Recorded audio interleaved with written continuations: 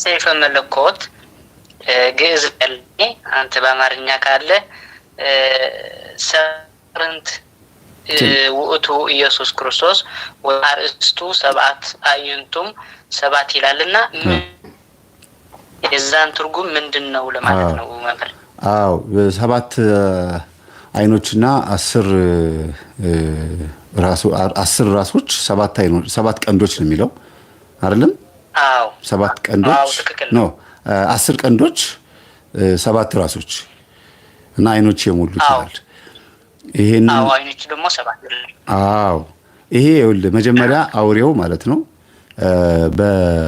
በክርስቶስ ምሳሌ አይደለም የሚመጣው። መጀመሪያ ሲመጣ በስሜ ይመጣል ነው የሚለው ማቴዎስ 24 ላይ በስሜ ይመጣል ስለሚል በኢየሱስ ክርስቶስም ሲመጣ የክርስቶስን ምሳሌ ሆኖ ነው የሚመጣው። 7 ቁጥር ፍጹም ናት። በኬሚስትሪ ትምህርት ላይ ምናልባት አስተውለ ከሆነ ለሰው ልጅ 7 ፍጹም ቁጥር ናት። ፈጣሪ ለሰው የሚሰጠው ጸጋ በሙሉ 7 ቁጥር ነው። በቃ የ7 ቁጥር ፍጹምነት ነው ያለው። ፈጣሪ ግን በ8 ቁጥር ነው የሚመሰለው። ለምን 8 ሆኖ ማንኛውም ነገር ሲመጣ ፈጣሪ ከፍጡር ጋራ የሚለያይበት ቁጥር ነው። 7 ግን ለፍጡራን ሆኖ ግን ፍጹምነት ያለበት ከእግዚአብሔር የተሰጠ ምንም እንከን የሌለው ስጦታ ጸጋ እንደማለት ነው። ለምሳሌ ናይትሮጅን ሶስቱም አይነት እንትኖቹ አተሞቹ 7 ናቸው። ኦክሲጅንም ልክ እንደዚሁ 7 ሶስቱም ኤሌክትሮን የሚባሉት በሙሉ 7 ናቸው። እነዚህ ለተፈጥሮ ለዚህ ዓለም የተሰጡ ስጦታ ጸጋዎች ናቸው እና ዲያብሎስ በዓለም ላይ ፍጹም የሆኑትን ቁጥሮች ምሳሌ አድርጎ ያንን ለብሶ ይመጣል። በምን መልኩ ነው የሚመጣው? ልክ ክርስቶስ 7 በቤተ መቅደስ ውስጥ 7 መቅረዝ የመሐለኛው መቅረዝ በክርስቶስ ይመሰላል። በግራና በቀኝ 6 ያሉበት ደግሞ በሐዲስ ኪዳንና በብሉይ ኪዳን ያለውን ሁለቱን ጥምረቶች ነው የሚያሳየው።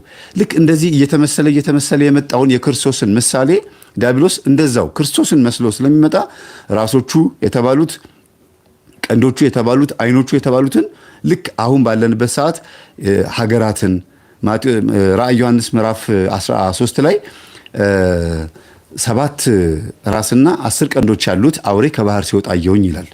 ይሄንን አውሬ በምንድን ነው የሚተረጉመው?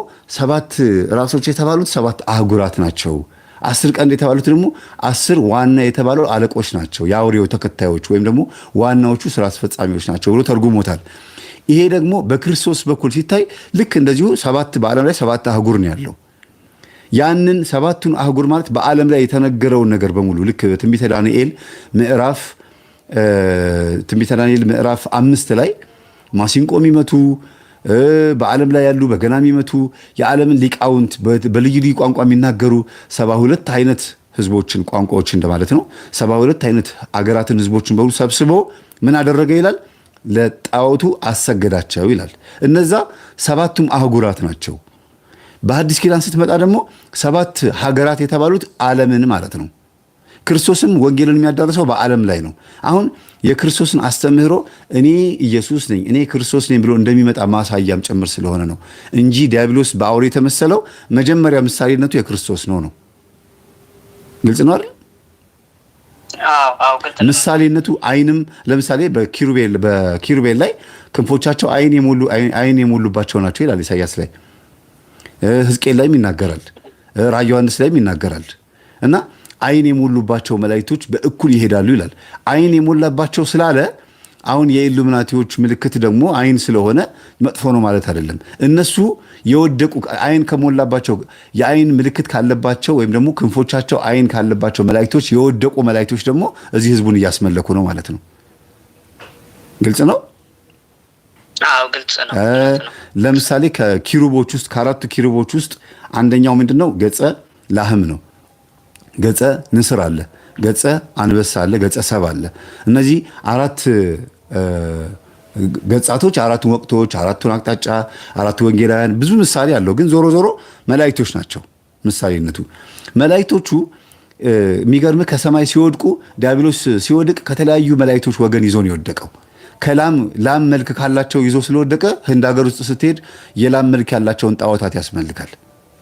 እስራኤላውያኑ ራሳቸው ከእስራኤል ወጥተው ከግብፅ ወጥተው ወደ ሲና ተራራ ከመድረሳቸው በፊት የጥጃ ጣዖት ስራለን ብለው ነው አሮንን የረበሹት። የጥጃ ጣዖት ማለት ምን ማለት ነው? እነዚህ የወደቁ ከዲያብሎስ ጋር አብረው የወደቁ መላእክቶች ከኪሩቦች ውስጥ የሚወደቁ አሉ። የአይን መልክ ያላቸውም ይወደቁ አሉ። የአንበሳ መልክ ያላቸውም፣ የላም መልክ ያላቸውም፣ የሰው መልክ ያላቸውም ይወደቁ አሉና የተለያዩ አይነት መናፍስቶች ናቸው። እነዚህ ዜና እስክንድር፣ መጽሐፈ እስክንድር የሚባሉት በጣም አስቀያሚ መልክ ያላቸው ቆሻሾች ናቸው። ሽታቸው በአይናችን ካየናቸው እንሞታለን፣ ሞት በአይናቸው ላይ አለ እያለ የሚናገረው ጸጋቸው ከተገፈፈ በኋላ የመጣ መልካቸው ነው እንጂ ሲወድቁ ግን ያ የመጀመሪያው ጥንተ መልካቸው እንዳለ ሆኖ ነው። አሁን አንበሳም ያመልኩ አሉ። የአንበሳ መልክ ሰርተው አንበሳ ላይ ክንፍ አድርገው ምናምን የሚያደርጉ አሉ። ላም ላይ ክንፍ አድርገው የሚሰሩ አሉ። የተለያየ ነገር የሚያደርጉ አሉ። እና አሁንም ይሄን የሚያብራራው ምንድን ነው? በክርስቶስ የነበረውን ምሳሌ አውሬው ለራሱ ያደርገዋል ነው። ልክ ክርስቶስ በሰባቱም አህጉር ሊመጣ ወንጌልን ሊያስፋፋ እንደፈለገ ሁሉ ዲያብሎስም ደግሞ በሰባቱም አህጉራት ያደርጋል ነው። ስለዚህ ምሳሌነቱ ከክርስቶስ የተወሰደ ነው እንጂ አውሬው ማለት አይደለም። ኦኬ፣ እሺ መምህር አመሰግናለሁ። ሁለተኛ ጥያቄ ደግሞ መጽሐፍ ቅዱስ ካለ ቀዳማዊ መልእክት ጳውሎስ ወደ ጢሞቴዎስ ነው። አንደኛ ምዕራፍ ቁጥሩ ደግሞ 20 ቁጥር 20 አዎ፣ እኔ በትግርኛ ስለሆነ ነው እንጂ አነብልህ ነበረ። ቆይ ምን አልከኝ? እስቲ ጥቅሱን ንገረኝ። ወደ ጢሞቴዎስ የጳውሎስ መልእክት ወደ ጢሞቴዎስ ምዕራፍ 1 ከቁጥር 20። እሺ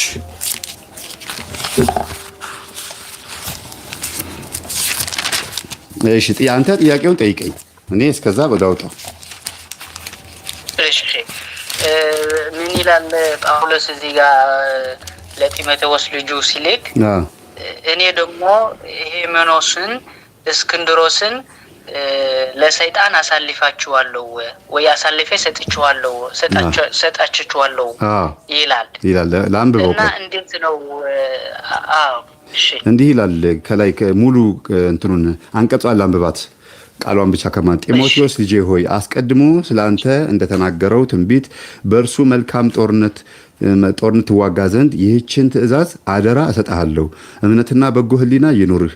አንዳንዶች ሕሊናን ጥለው መርከብ አለመሪ እንደሚጠፋ በእምነት ነገር ጠፍተዋልና ከነዚያም እንዳይሳደቡ ይማሩ ዘንድ ለሰይጣን አሳልፌ የሰጠኋቸው ሄሜኔዎስና እስክንድሮስም ናቸው ይላል።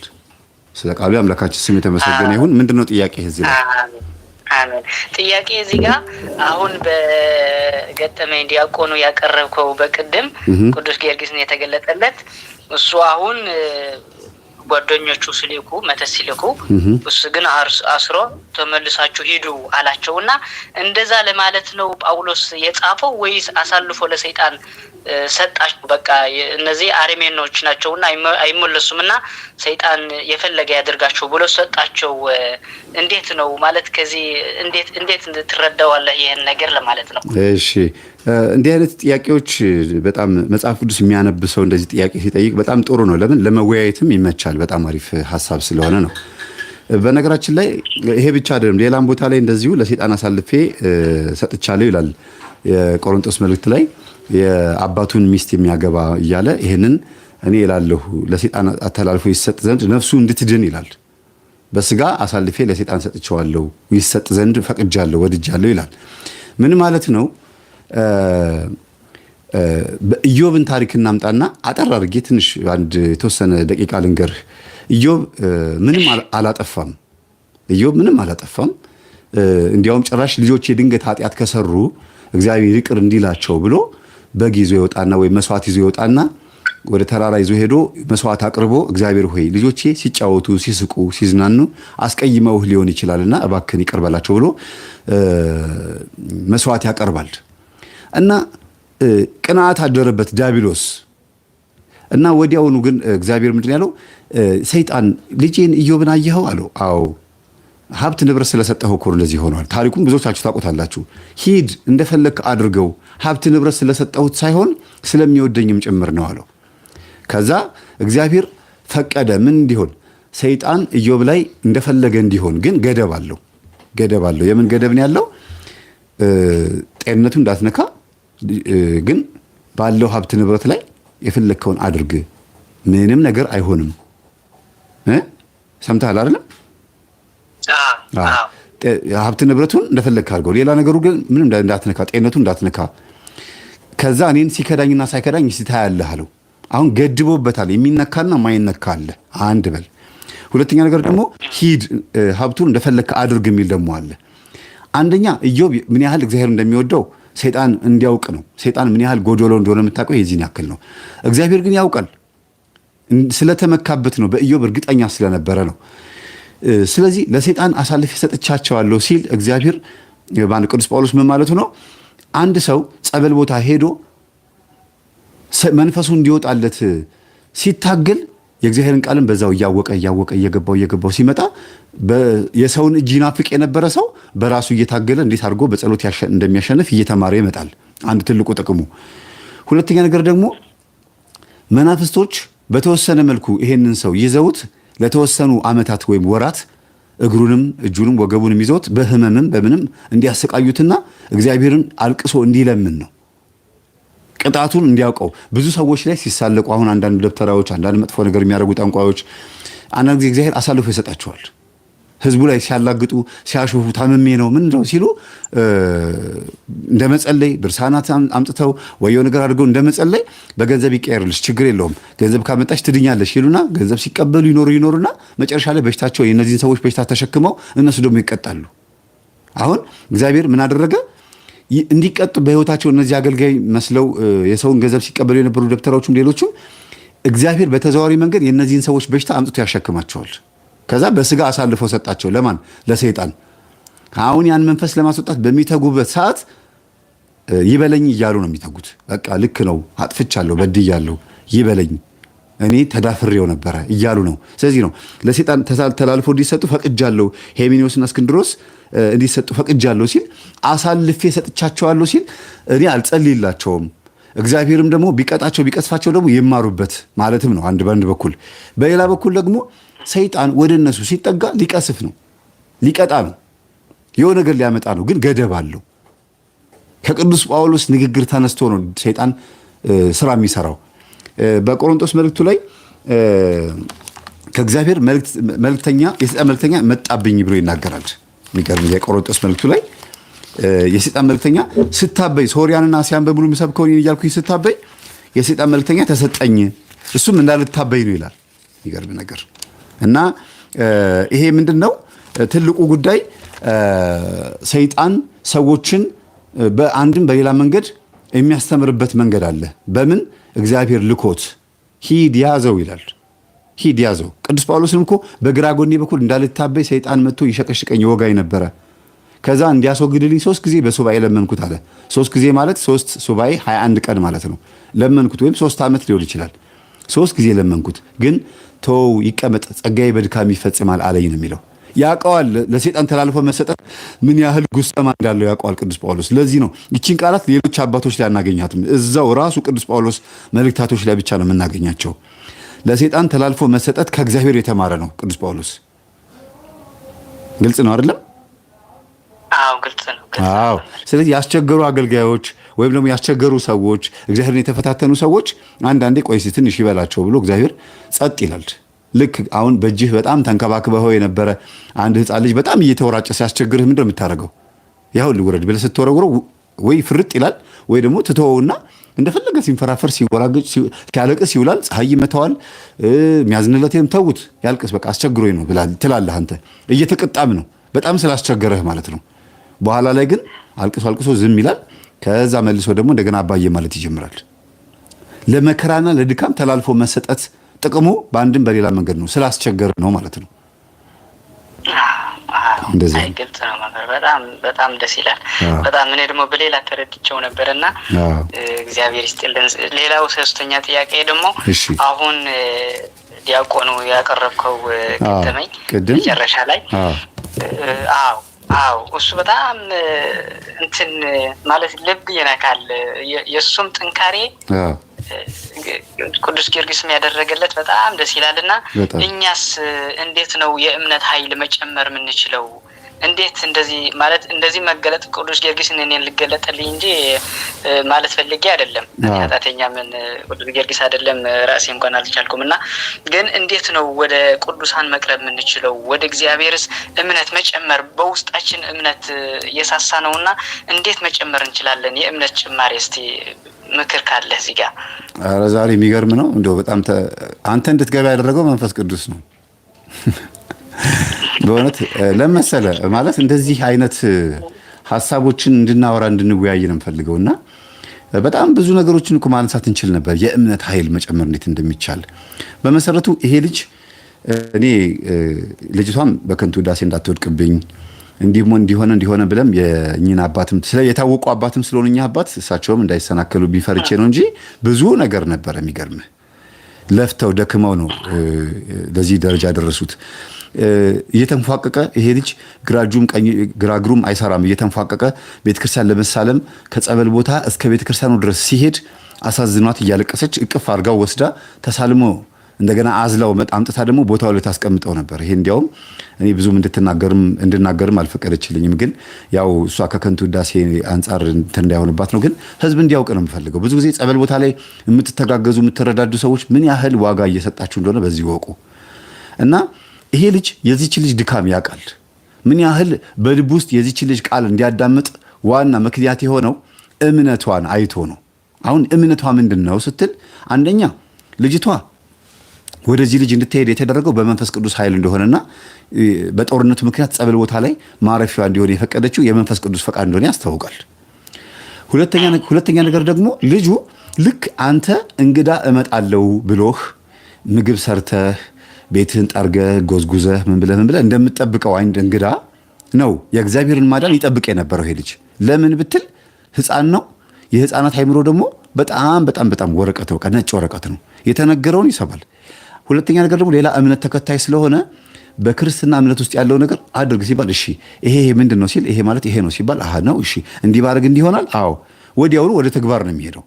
ልክ አስተማሪ ቆሞ መምህር አስተምሮ ብላክቦርድ ላይ በቾክ ጽፎ ይሄንን የቤት ስራ ሰጥቻለሁ ሰርታችሁ ኑ ብሎ ሲያዝ እሺ ብሎ መጥቶ እንደ አንድ ግዳጅ ሰርተው እንደሚመለሱት ተማሪዎች ይሄ ልጅም የክርስትና ሕይወትን በግዳጅ መልክ ግን እንደሚሆን እርግጠኛ ሆኖ ነበር የሚያደርገውና ልጅቷ 6ኛ ወር ላይ ይሄንን ውዳሴ ማርያም ወይም ደግሞ አጠቃላይ የድቁና ትምህርቱን ከጨረስክ እኮ ልትፈወስ ትችላለህ ያለችው ይድናል ብላ አስብ አልነበረም።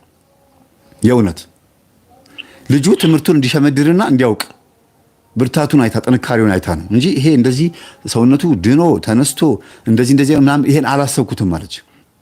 እንዲያውም ይሄን እንደተናገርኩኝ ያስታወሰኝ ልጁ ነው አለች። ልጁ ነው እንደዚህ እኮ ስላልሽኝ ነው ትድናለህ ስላልሽኝ እጠብቅ ነበር አለ። አንቺ ከሄድሽ በኋላ ራሱ የሚቀጥለው ሳምንት አሁን ከዳንኩኝ ተነስቼ እኮ እዛኛው አዳራሽ ያሉትን ጸበልተኞች በሙሉ አግዛቸዋለሁ። ጸበል የሚያመላልሱትን ወጣቶች ሲመለከት በሚቀጥለው ሳምንት ከዳንኩኝ በቃ ይሄን አደርገዋለሁ፣ አሁን ጥምቀት ካለፈ በኋላ ድናለሁ ምናምን እያለ ተስፋ ያደርጋል። ተስፋው ደግሞ እውነተኛ ተስፋ ነው። ይሄ ይሆናል ብሎ ማመን አለ አይደለም፣ እሱ ነው ያዳነው ይሄ ልጅ እና ጠዋት ሲነሳ ኮምፕሊትሊ ማን እንዳዳነውም አያውቅም። ማለት ያው እግዚአብሔር ነው በእርግጥ እመቤታችን ናት፣ ግን አላየም፣ ህልምም አላየም፣ ምንም ማለት ሲነሳ ተነስቷል። በቃ ይሄ ልጅ ሙሉ እግሩን የቆመው። አሁን እምነት እንዴት እናገኛለን ወደሚለው እንምጣ። የእምነት ኃይል የሚገኘው የቤተ ክርስቲያንን ሙሉ በሙሉ ሐሳቧን ህግጋቶቿን በመፈጸም ነው። ይሄ የስጋ ስራና የመንፈስ ስራ የሚባል አለ። ገላትያ 5:20 ላይ የሚባሉትን ማለት ነው። የስጋ ስራ የሚባሉትን የምንተዋቸው በመንፈሳዊ ህይወት ውስጥ የማይጠቅሙ ስለሆኑ ብቻ ሳይሆን ለስጋም የማይጠቅም ስለሆነ ነው። አንድ የመንፈስ ስራ የሚባሉትን የመንፈስ ፍሬ የሚባሉትን ደግሞ ምንሰራቸው እውነት በትክክል እንደ ግዳጅ ከእናትና ከአባታችን ሃይማኖት ስለተቀበልን ክርስቲያን ስለሆንን ስለታመምን ለመዳን ወይ ደግሞ እንደው ስቃይ ውስጥ ስላለን ሳይሆን አንድ ክርስቲያን ሊያደርገው የሚገባ ግዳጅ ነው። አንድ ክርስቲያን እነዚህ ግዳጆች ደግሞ ወደ ህይወት መስመር የሚመሩ መሆናቸውን ደግሞ ማወቅ አለብን። ስለ ወዲያኛው ዓለም ማወቅ፣ ስለ ተስፋ ማወቅ። ሌላ ዓለም አለ፣ ዘላለም ህይወት አለ። እዛኛው ዓለም ላይ ያለውን ህይወት ማወቅ አለብኝ ብለህ ስትጀምር እምነትህን ማጠንከር ትጀምራለህ። ባይ ዘ ወይ እምነት የማይታየውን ነገር የኔ ነው ብሎ በማመን ነው የሚጀምረው። የማይታየው ነገር እግዚአብሔር ለኔ ሰጥቶኛል፣ አዎ የተጻፈው ነገር በሙሉ እውነት ነው ብሎ በማመን ነው የሚጀመረው። አለ ግን መንግስተ ሰማያት ሲኦል አለ ወይ? ፊልም ካላየን አይገባንም ወይ? የሆነ ሰባኪ ጥቅስ ካልደረደረ ወይም የሚያስፈራሩ ድራማዎችና ጭውቶችን ካላየን እንደዚህ ካላየን የሲኦል ነገር አንፈራው። ስናየውም ራሱ ያንን ይሄ ድራማ ነው ይሄ ጭውት ነው እያለ አይምሯችን ይጫወትብናል። ቃላቶቹ ግን በራሳቸው ኃይል አላቸው። መንግስተ ሰማያትን አሳየን ሲሉት መንግስተ ሰማያት እኮ በመካከላችሁ ናት አለ። አሁን እናንተ ቤት መንግስተ ሰማያት አለች ማለት ነው። እኔ ቤትም አለ። ምንድናት መንግስተ ሰማያት ሲባል መጀመሪያ መንግስተ ሰማያት አንተና ቤተሰቦች ወይም አንተና አንተ ተስማምተህ የምትሰራው ፈቃድ እግዚአብሔር መፈጸም ማለት ነው። እዚህ ሆነ አንተ የፈጸምከው ነገር ሰማይ ላይ ገነት ላይ መንግስተ ሰማያት ላይ እንደሚፈጸም የታወቀ ነው። አንድ አርኪቴክት በአይምሮ ውስጥ ዲዛይን አድርጎ የጨረሰውን ህንፃ በወረቀትና በተለያዩ ነገሮች ሲሰራው የማይታይ የነበረው የሚታይ ይሆናል ማለት ነው። እዚህ ሆነን ስለ መንግስተ ሰማያት የምናስበው እሳቤ ምናልባት ከለሩ ምናልባት የጥበትና ስፋቱ ሊለያይ ይችላል እንጂ መንግስተ ሰማያት ግን አለች ብለን ማመን አለብን። እምነት የሚጨርሰውም ይሄንን በማወቅ ነው። ባይዘዌ እምነት የሚጨምረው በእውቀትም ጭምር ነው። እያወቅ ስትመጣ እምነትም እየጨመረ ይመጣል። ዝም ብሎ ሐዋርያት እምነትን ጨምርልን አሉት። እሺ ይኸው ጨምር ይላቸዋለሁ። ክፈቱ አፋችሁን ብሎ የሆነ ነገር አልከተተባቸውም። ወይም ኑ ተንበርከኩ ብሎ እጁን አልጫነባቸውም። እምነትን ጨምርልን ብለው ለመኑ ይላል። እንዴት አድርጎ ነው የጨመረላቸው? 3 ዓመት ከ3 ወር ከሱ ጋር አብረው እንዲመላለሱ አጋንንት ሲያወጣ በአንድ በኩል ዝም በልና ውጣ እያለ በአንድ በኩል ደግሞ ማነህ እያለ ሌጊዮን ነኝ ሲል እየጠየቀ የተለያዩ ማዳኖችን እየሰራ በባህር ላይ እየተራመደ ማዕበሉን እየገሰጸ እያሳያቸው ነው እምነታቸውን የጨመረላቸው። እና አንተም እምነትህን የምትጨምረው በአንድ በኩል እግዚአብሔር ያደረጋቸው መልካም ተአምራቶቹ እውነት ናቸው ብለህ ማመን፣ በአንድ በኩል ደግሞ አንተ የሚጠበቅብህን ግዳጅ በመወጣትም ጭምር ነው ማለት ነው።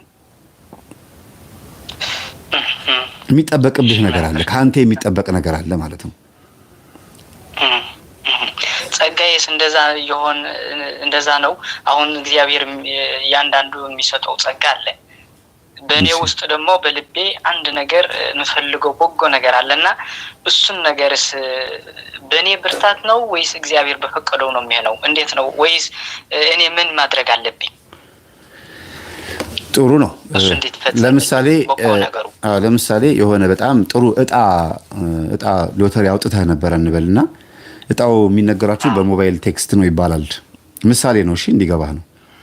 እና እጣው በሞባይል ቴክስት ነው የሚነገራችሁ ሲባል አንተ እሺ ብለህ ትጠብቃለህ ቴክስትህና የሆነ ጊዜ ላይ 2 ቀን ስልክህ በባትሪ ይሁን አንተም ረስተኸው ብቻ ስዊች ኦፍ አድርገኸዋል ወይም ደግሞ ኤርፕሌን ሞድ አድርገኸዋል። ስለዚህ አላየኸውም። ቴክስት ይግባ አይግባ ምንም የምታውቀው ነገር የለም። እጣው ወጥቶ ህዝቡ መጥቶ በቃ ባለዚህ እጣ አልፎበታል፣ በዛን ቀን ያልመጣ ሰው እጣው አልፎበታል ሊባል ይችላል። ይዘገይብሃል ማለት ነው። እና ልትቀበል ከህዝቡ ጋር አብረህ ልትቀበል የሚገባህን አንተ አንደኛ ወጥተሃል፣ ጥሩ ጸጋ አለህ፣ ጥሩ እንትን አለ፣ ሽልማት አለ፣ ናና ውሰድ ተብሎ ቴክስት ተደርጎልህ አንተ ግን አላየኸውም። ቆይተህ ከሳምንት ከወር በኋላ ብታየው እንዴ ይሄ ነገር እንደዚህ ነበር ወይኔ ሄደህ ስትጠይቅ አለፈ እኮ ትባላለህ። እና ከእግዚአብሔር የሚሰጥ አንድ ለአንተ የሚሰጥ ጸጋ አለ፣ ዕጣ ፈንታ አብሮህ የሚወለድ ጸጋ። በነገራችን ላይ 2 አይነት ነው። አንደኛው ከማህፀን ጀምሮ የምትቀበለው ነው። እግዚአብሔር በግድ የሚሰጥህ ጸጋ አለ። እንደ ነብዩ ኤርሚያስ ከማህፀን ጀምሮ መርጫለሁ አውቃለሁ ብሎ ነግሮታል። እንዲሁም ደግሞ ከተወለድን በኋላ ደግሞ በልመና ጠይቁ ይሰጣችኋል፣ አንኳኩ ይከፈትላችኋል፣ ለምኑ ታገኛላችሁ ብሎ ክርስቶስ በነገረን መሰረት የምትፈልጉትን ነገር ጠይቁ፣ በእምነት ጠይቁ ይሆንላችኋል ብሏል። ማንኛውም ጸጋ ብትጠይቅ ይሰጣል። በልክህ ጠይቅ እንጂ ከሐዋርያት የበለጠ ወይም ደግሞ እንደው ከምድር ላይ እንደው ካልበረርኩኝ ክንፍ ካልበቀለልኝ አይባልም እንጂ በቂ የሆነ ጸጋ አለ። አይምሮዬን ክፈትልኝ፣ መጽሐፍትን እንድጽፍ፣ ሰዎችን እንድመክር፣ ማናገራቸው ሰዎች በዚህ መልኩ እንደዚህ እንዲሆንልኝ ብለህ አንተ የምትፈልገውን ነገር ትናገራለህ። የስራም የትዳርም የልጅን በስርዓቱ እኮ ትዳርን ራሱ በስርዓቱ እኮ መምራት ራሱ ጸጋ እኮ ነው አይደል እንዴ? ምን ይላል መጽሐፍ ቅዱስ? መጀመሪያ ቤቱን መምራት ያልቻለ ሀገርን ወይም ደግሞ ህዝቡን ሊመራ አይችልም ይላል ቅዱስ ጳውሎስ ሲናገር። ስለዚህ ጸጋ ምን እንደሆነ በመጠየቅ ትጀምራለህ ማለት ነው። ምንድነው እግዚአብሔር ሆይ እኔ ከኔ ጋር ያለህ ጉዳይ ከኔ ጋር ያለህ ስራ ምንድነው? በእኔ ላይ ስራብኝ ብልህ የሰጠኸኝ እኔ የዘነጋሁት በኃጢአት ምክንያት ለዘመናት ራሴን በስጋ ጋርጄው ነበረና ነፍሴ ተሸፍና ነበረ። አሁን ግን የሆነ የገባኝ ነገር አለና በእኔ ላይ ልትሰራበት የምትፈልገው በቤተሰብም ይሁን በህዝብ ዘንድ ለራሴም ለግሌም ይሁን የሆነ አንተ በእኔ ላይ የምታሳየኝ ነገር ካለ ግለጥልኝ ብለህ ጸጋህን መጠየቅ ትችላለህ። ሌላው በምታያቸው ህልሞች፣ በምትጓዝበት በምታገኘው ገንዘብ፣ በምትሰራው ስራ ስኬት፣ በበረከትህ፣ በአስራት በኩራትህ በዚህም ጸጋህን ማወቅ ትችላለህ። ሰማዕትነት የአረንጓዴ ሰማዕትነት አለ። ገንዘብ ስታገኝ አስራት ለማውጣት መመኘት፣ ድሃዎችን ለማንሳት መመኘት፣ ሁልጊዜ ምስኪኖችን ስታይ በጣም የሚሰማ ከሆነ እንግዲህ የመመጽወት ሰዎችን የመርዳት ፍላጎቱ ነበረህ ማለት ነው። ግን በጸጋ አልጠየቅክም። የለኝም ስለሌለኝ በቃ ምንም ማድረግ አልችልም ብለህ ነው የምትደፍነው። ብትጠይቅ ግን ያደርገዋል። ብዙ ሰዎች እንዲያውም የኔንም ልጆች ጭምር ማለት ነው ምንድነው መሆን የምትፈልጉት ስላቸው ድሃ ማንሳት፣ ምስኪኖችን መርዳት ይላሉ። ይሄ ስሜታቸውን ግን እያሳደጉት ሲሄዱ የሚያገኙትን ገንዘብ ወደዛ መስመር ይወስዱታል። በኃጢአት ከወደቁስ፣ ስጋ ነገር ከከለላቸውስ ይሄንን ጸጋቸውን ያጡታል ማለት ነው። ስለዚህ ጸጋህን ለማወቅ አሁን ባለህበት ሰዓት መለመን መጠየቅ ያስፈልጋል። ምን ብለህ የምጠይቀው? እኔ ይሄን ስጠኝ ከማለቴ በፊት የሰጠኸኝ ምንድን ነው ጌታ ሆይ ግለጥልኝ። እኔ ያላወቅኩት አንተ ግን እንደ ሀብት የሰጠኸኝ ምንድን ነው ለጠይቅ። ጎን ለጎን ግን ደግሞ እኔ እንዲህ አይነት ነገር በውስጤ ስሜት አለ፣ ይሄ ይሆን ጸጋዬ ብለህ ደግሞ ጠይቅ፣ አውራ። እግዚአብሔር ይሰማሃል። ጆሮን የፈጠረ አምላክ ነው፣ ይሰማል። ስለዚህ ከአንተ የሚጠበቀው መናገር ማመልከት ነው ማለት ነው። እሺ መምህር፣ ሌላው የግሌ ነው። የግሌ ስልህ ጥያቄ ወደ እኔ ያመለክታልና እኔ እግዚአብሔር ይመስገን በስጋ ወደ ሞታትም ያለው መቼም በአቅሜ ደግሞ ሰግዳለሁ፣ ያው ጸሎት አደርጋለሁ። ግዳጅ ነው። ግን አንድ የሸግረኝ ነገር አለ። እሱ ደግሞ የዝሙት መንፈስ በአእምሮዬ ውስጥ በተግባር ሳይሆን በአእምሮዬ ውስጥ አሁን እኔ ሚስት አለችኝ፣ ግን ወደ ስራ ሲሄድ ወይም መንገድ ላይ ሲሄድ የሆነች ሴት ሳይ በአእምሮዬ እከተላታለሁ እና ይህን ነገር እንዴት ማስወገድ እችላለሁኝ? በብዙ ነገር እየሞከርኩኝ ነው፣ እግዚአብሔርም ያግዘኛል። ግን ካንተ ደግሞ ሌላ ምክር ፈልጌ ነው መምህር፣ እንዴት ይህን ነገር እንዴት ላስወግደው? አታያትም ግን በአእምሮ አንዴ አይተሃት ግን ከዛ በኋላ በአእምሮ ትከተላታለህ ማለት ነው? አዎ፣ ለተወሰነ ደቂቃ በአእምሮዬ እከተላታለሁ። አዎ፣ ይሄ የተፈጥሮ ግዳጅም ጭምር ነው። አንዳንድ ጊዜ አንድ አይን በጣም የወደደውን ነገር ወይም ያየውን ነገር አይለቅም። ግን ሰይጣን ይቺን ምክንያት አድርጎ ኃጢአት ለማሰራት ምን ያደርጋል? ይጨምርበታል። ገብቶሃል? አንድ ሰው በአይኑ ያየውን ነገር ሴቭ ማድረግ ተፈጥሯዊ ባህሪው ነው። ይህንን በመጽሐፍ ቅዱስ ውስጥ እናያለን። አይደለም ሰው ላይ እንስሳት ላይ ራሱ አለ። ያዕቆብ በዘፍጥረት ላይ ውሃ እንስሳቶቹን በጎቹን ውሃ እንዲጠጡ አደረገና ሴት በጎቹን ወንድ በጎች መጥተው ከኋላ እንዲገናኟቸው አደረገ ይላል። ከዛ ሴቶቹ ግንኙነት የፈጸሙት ሩካቤ የፈጸሙት በሚጎረጎር ውሃ ውስጥ የሚበላ ልጥ እያዩ ስለሆነ የወለዷቸው ልጆች ነቁጣ ያለባቸው ወይም ደግሞ ዥጉርጉር ነጭና ጥቁር የሆኑ በጎችን ወለዱ ይላል። ስለዚህ የሰው ልጅ አይን አንድ ነገር ሴቭ የማድረግ ኃይል አለው፣ ግን መጥፎ አይደለም። ለጥሩ ነገር ከተጠቀምክበት ጥሩ ይሆናል፣ ለመጥፎ ከተጠቀምክበት ደግሞ መጥፎ ይሆናል። ለምሳሌ ሰይጣን በዚህ ላይ ምን ስራ ይሰራል? መጀመሪያ አንተ በቡዳ የተበላህ ከሆንክ ያንን ስራ አይምሮህ ላይ ሴቭ አድርጎ እየፈጸምከው እንድትሄድና ይሄ ነገር ያስፈልገኛል ብለህ ወደ ልጅቷ ተመልሰህ መጥተህ ኃጢአትን በአይምሮህ የሰራኸውን ኃጢአት በተግባር እንድትፈጽመው የማድረግ ኃይል አለው። ያንን ካስተናገድክ ነው ኃጢአት ሆኖ የሚቆጠርብህ እንጂ ከዚህ ነገር ጋር መፋለም ካህን አግኝተህ መስቀል ስትሳለም በህብረት ጸሎት ይሄ በቤተ ክርስቲያን በሰርክ ጉባኤም ሆነ በቅዳሴ ላይ እግዚአብሔር የማይሰራ ኃጢአት እግዚአብሔር ይፍታ፣ ከኃጢአት መታሰር እግዚአብሔር ይፍታ ሲሉ ካህናት የዛን ሰዓት የሚፈታ ኃጢአት ነው ይሄ አሁን አንተ የምትለው እንጂ ንስሐ አባት ጋር ሄደህ እንዲህ በአይኔ ተከተልኳት በአይምሮ ይከተላታለሁ ብለህ እንደ ኃጢአት የምትናገረው አይደለም። በተግባር ስትፈጽመው ሁለት አይነት አፈጻጸም አለ።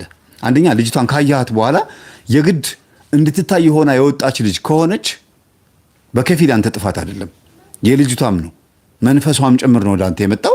እግዚአብሔር ይገስጽህ ብለህ ታማትባለህ ማለት ነው። ለምን? በከፊል መንፈሱም ነው፣ በከፊል ደግሞ አለባበሷና ሁኔታዋ፣ ፈገግታዋ፣ ተፈጥሮዋም ውበቷም ሊሆን ይችላል። ያ ደግሞ የተፈጥሮ ጉዳይ ነው፣ ታልፈዋለህ። ወይ ጉድ የሚገርም ነው ብለህ ማለት ነው። ግን ሌላው ትልቁ ጉዳይ ሰይጣን በተግባር እንድትፈጽመው ልጅቷን ሄደህ አናግረሃት ስልክ ቁጥር ተቀብለህ ኃጢአትን ለመፈጸም አንድ ስቴፕ ሁለት ስቴፕ ከሄድክበት ግን ኃጢአት ሆነ ይቆጠር። ባታገኛት እንኳን ልጅቷን እና ብትቀርብህ እንኳን ጉዳዩን እንደፈጸምከው ይቆጠራል፣ ይጻፍብሃል ማለት ነው። ለምን ልብህ ፈቅዶ አንድ ስቴፕ ተራምደህበታል ማለት ነው። ባለፈው ስናገር ሰምተሃል። ጽንስ ለማስወረድ አንድ እናት ሄደው እኚህ ከሞት የተነሱ ሴትዮ ማለት ነው። ሁልጊዜ ምሳሌ አድርጌ ነው የምናገረው። በተለያዩ መጽሐፍቶች ላይም አለ ባይዘው በመጽሐፍ ቅዱስ ውስጥም ጽንስ ለማስወረድ ሄደው ያ ጽንስ የሚያስወርደው ሰውዬ ንስሐ ገብቻለሁ ሂጂልኝ ከዚህ ብሎ ካባረራቸው በኋላ ልጁ ተወለደ። ከዛ ሞቱ። ሴትዮዋ ሲሞቱ ከ20 ምናምን ዓመት በኋላ ማለት ነው ልጅ ሲወልዱ በምጥ ጊዜ ሞቱ። አሁን ጽንስ አስወርደሻል የሚባል ኃጢአት ተጽፎባቸዋል ማለት ነው። እንዴ እኔ እኮ ልጁን ወልጄዋለሁ ጽንሱ ካልወረደም ሲሉ አይ ዶክተር ብታገኝ ኖሮ ታስወርጂው ነበረ፣ ስለዚህ እንዳደረግሽው ነው የሚቆጠረው፣ ስላጣሽ ነው የወለድሽው፣ ዶክተር ስላጣሽ ነው የወለድሽው ብሎ ጽፎባቸዋልና አንድን ጉዳይ ፈልገው ሄደህ በተግባር ለመፈጸም አንተ ፈቃደኛ ስትሆን ነው የሚሆነው ነው የምልህ። ኃጢአት ሆኖ የሚቆጠርብህ። እሺ መምህር፣ አንድ ህልም አለኝ፣ እሱን ልናገር። እሺ ህልሜ በጽሁፍም በቅድም የህልም ፕሮግራም የነበረ ጊዜ እንትን ጽፍ ያለው ግን የጎደለው ነገር ነበረ መሰለኝ። እንዴት ነው አሁን እኔ ያለሁትን ውጭ ሀገር ነው። እሺ ያደኩት ግን እዛ ክፍለ ሀገር ሆኖ አንድ ትንሽ መንደር ናት እና እዛ የቅዱስ ሚካኤል ቤተክርስቲያን ነው። ወደዛ ቤተክርስቲያን ሁሌ እሄዳለሁ። ሁሌ በቃ ማህሌት ስቆም ቤተክርስቲያን ሲሄድ ዲያቆናቱ ሳገኛቸው ቄሶቹ ሳገኛቸው ነው ማድረው። በቅድም ግን ያለው እንኳን ሄድኩና የኔ የንስሐ አባት አይደሉም፣ የእናቴና የአባቴ ንስሐ አባት እዛ በር ላይ ሆኖ ይጠብቁኛል። እኔ ደግሞ ገብቼ ተሳልሜ ከዛ እነሱ ጋር ሄድኩና የንስሐ አባት እርሶ ጋም ተሳለምኩኝ መስቀሉ። ከዛ ጎንበስ ብዬ ደግሞ እንትናቸውን ሳምኩኝ። ከዛ በኋላ ግን ምን አሉኝ፣ ነጠላህ የት አለ የታረከው ይሄ ነጭ ነጠላው አሉኝ። ከዛ ሳየው የለም፣ ላይ የለም። እንዴ አሁን ወደ ቤት ሊሄድ ወደ ቤት ደግሞ ሌሊት ነው እንትን ቤተሰቦቼ እንትን እላችኋለሁ እንቅልፍ ናቸውና እንዴት ላድርግ ምናምን እያልኩኝ መንገድ ላይ ጀመርኩኝ ነጠላው ላመጣ ከቤት። ከዛ ግን ነቃኝ እና ምንድነው ይሄ ነገር? ያየኸው እንዳልከው ጥያቄዎች ውስጥም የነበረ ነገር ነው። የእምነትህን መገለጫ ማለት ተግባራዊ። አሁን ነጠላ እምነት ሳይሆን የእምነት መገለጫ ይባላል በመጽሐፍ ቅዱስ በቤተ ክርስቲያናችን ፍቺ። ነጠላ የእምነት መገለጫ ነው። ለምሳሌ ክርስቲያን ነኝ ብትል አለባበስህ ግን የፋብሪካ ቱታ ከሆነ ያረከው አንድ ስቴፕ ክርስትናን የሚገልጽ ነገር የለም ነው። ካልመሰከርክ በስተቀር ክርስትናን አይገልጽም። ግን ነጠላውን ለብሰህ ክርስቲያን ነኝ ባትል እንኳን ማን እንደሆንክ ሊታወቅ ይችላል። ስለዚህ መንፈሳዊ ዕውቀትህ ከመንፈሳዊ እምነትህ ጋር ተጣምሮ በዙሪያ ካሉት ሰዎች ፍሬያማ መሆን የምትችልበት። ለምሳሌ እምነትህን ለማሳወቅ የምታፍር ከሆነ በስራ ቦታ ባነጋገርም መዳን ያለበት ሰው እያለ ሱስ ውስጥ ያለ ሰው እያለ ካልነገርከው፣ መመስከር የሚገባህ ነገር ካለ ካልመሰከርከው፣ ስለ ክርስቶስ ቃል ወይም ስለ መጽሐፍ ቅዱስ፣ ስለ ቤተ ክርስቲያን፣ ስለ ወቅታዊ ሁኔታ፣ ስለ ዘመን መዋጀት፣ ስለ ተለያዩ ነገሮች አንድ ነገር ሆን ብለህ መናገር መተንፈስ እያለብህ እምነትህን ካልገለጥክ እሱ ነጠላ ነው፣ በነጠላ ይመሰላል ማለት ነው። ስለዚህ የታለ ማለታቸው መገለጫ የታለ ምንድን ነው? ካልተናገርክ በስተቀር ወይም ደግሞ ካልተነፈስክ በስተቀር ክርስትና እምነትህ በሰው ፊት ምንም ፍሬያማ ሊሆን አልቻለም እያሉህ ነው። ልታመጣ መሮጥህ ደግሞ ያንተን ለእምነት ያለህን ፍላጎት ያሳያል። ለማመንም ሆነ በተግባር ለመፈጸም የካህንን ፈቃድ የምትፈጽም ስለሆንክ ብትሄድ ብትፈጽመውና ብትተገብረው እምነት ይጨምርልሃል ማለት ነው። ብዙ ጊዜ አንድ ሰው የሆነ ትእዛዝ ታዞ በህልም ማለት ነው ታዞ እሺ ብሎ ከተነሳ ይሄ ሰው በህይወት ዘመኑ አድርግ የተባለውን የካህንም ይሁን የማንኛውም መምህራንን ቃላት ሰምቶ በተግባር ቢፈጽመው፣ ሱባኤ ቢገባ፣ ቢጸልይ፣ ስለት ቢሳል ይፈጸምለታል ማለት ነው ትርጉሙ። እና ሮጣሃል ጥሩ ነው ማለት ነው። አይሽ መምህር አመሰግናለሁ።